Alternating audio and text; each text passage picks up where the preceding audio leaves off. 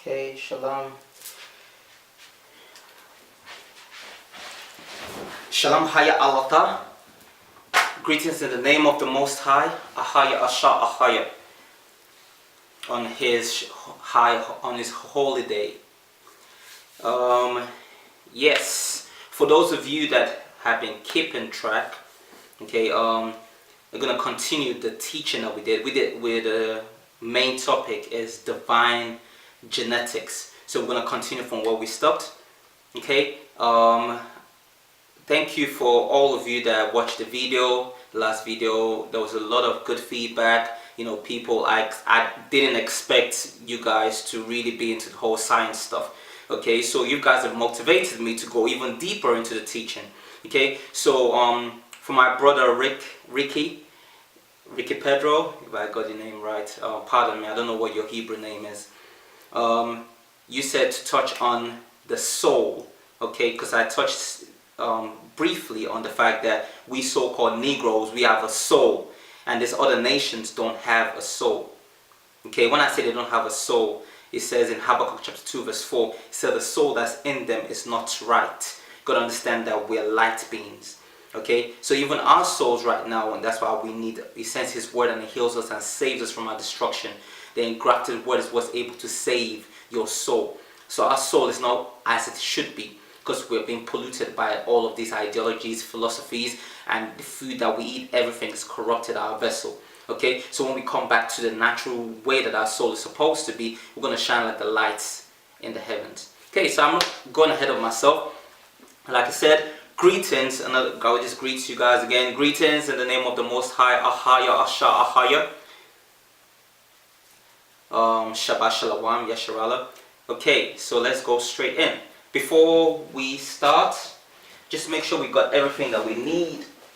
I'm going to cover this intensively and extensively, you know, so I'm not going to leave any stone unturned. And if I do, remember, I want this to be as interactive as possible. I don't want to just be the case, it to be the case that you're learning from me. I want to learn from you too. So subscribe, put a like, whatever, you know, share it, you know, comment, more important to me. Let me know exactly what you're thinking, because I don't want to just teach over you. I want you to share, because that's how we grow.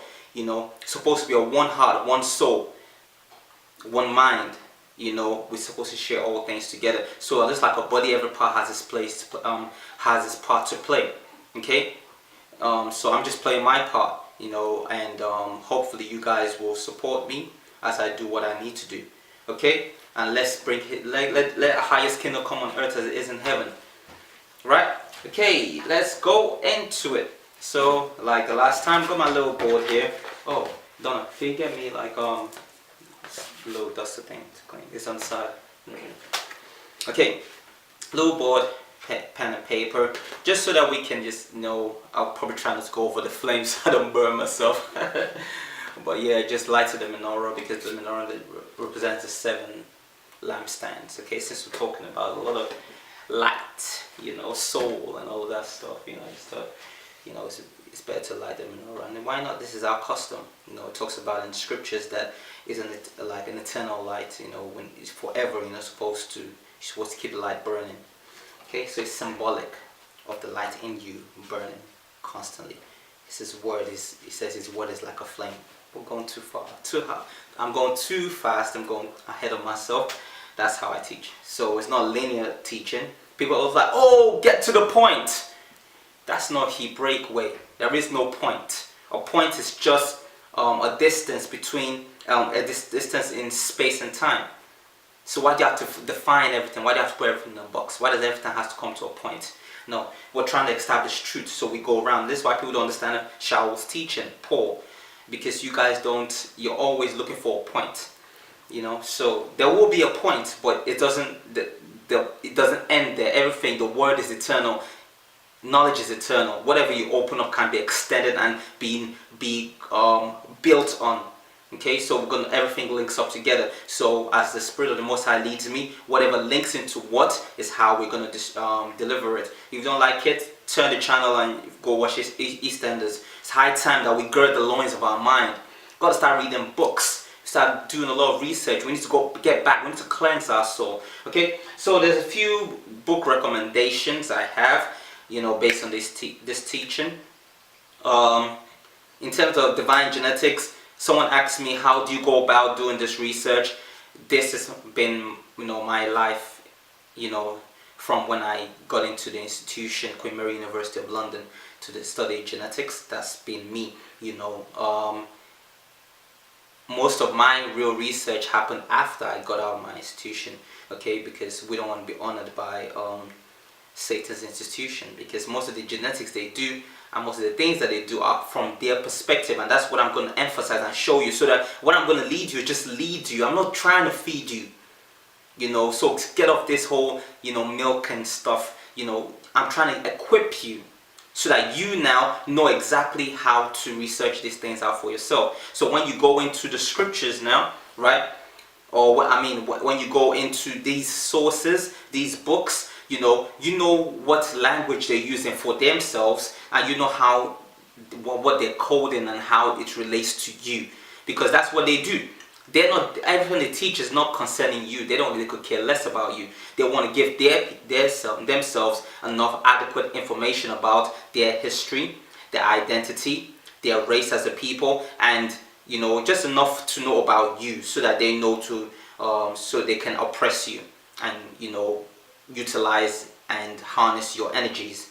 Okay, so that's why you know the truth, and the truth shall set you free. So the key point now we're going to focus on, the title of today's topic is going to be a follow-on on divine genetics. So that will be the main topic still. Divine genetics. Oh, I've got a lot for you guys. So get your pen, get your pads, take notes. This is serious stuff, right? So that you can check it out for yourself. Like it says in 1 Thessalonians chapter 5 verse 21. Prove all things. Hold fast to what is good. So there's a lot of things going out there. There's a brother that started a group called E1B1A haplogroup, because we Hebrews, like in the last lecture, I'll call it a lecture, in the last teaching lecture, whatever you want to call it, I could care less about tags, right? I spoke about the E1B1 gene, and I found out that E1B1A haplotype.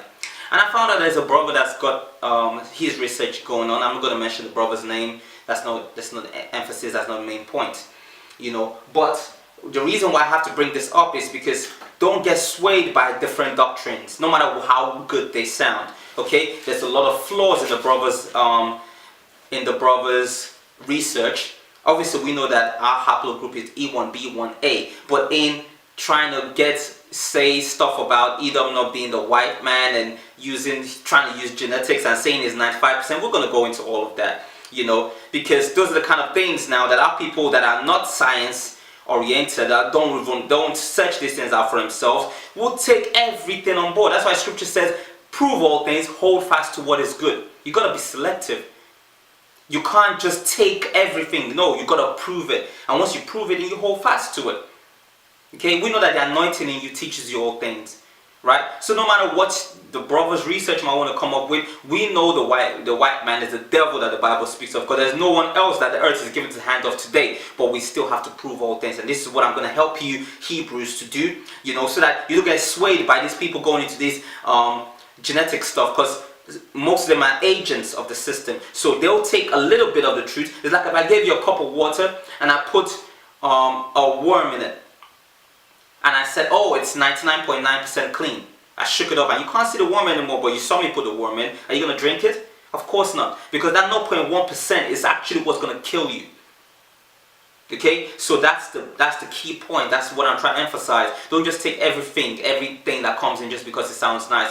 You got to check everything. Check everything I'm saying. Do your own research. Okay? Don't be lazy. Right? So as I said, the topic is the main topic is divine genetics.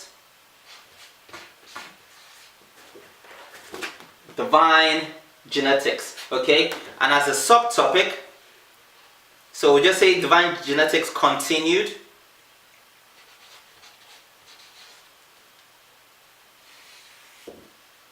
And as a subtopic,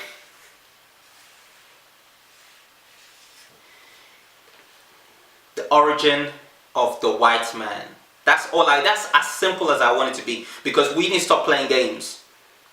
You know, the origin of the white man, the white race, better still. The origin of the white race, and this is why this is where I want to focus on. So everything I'm going to bring in terms of genetics, everything I'm going to bring in terms of phenotypical research and anthropology is going to be based on the origin of the white race. Okay, and the origin of the white race obviously has a links to Esau. Let's extend it a bit. The origin of the white race and its link to Esau. Very good. I like that topic actually. The origin of the white race and its link to Esau. So if you're taking notes, write that down.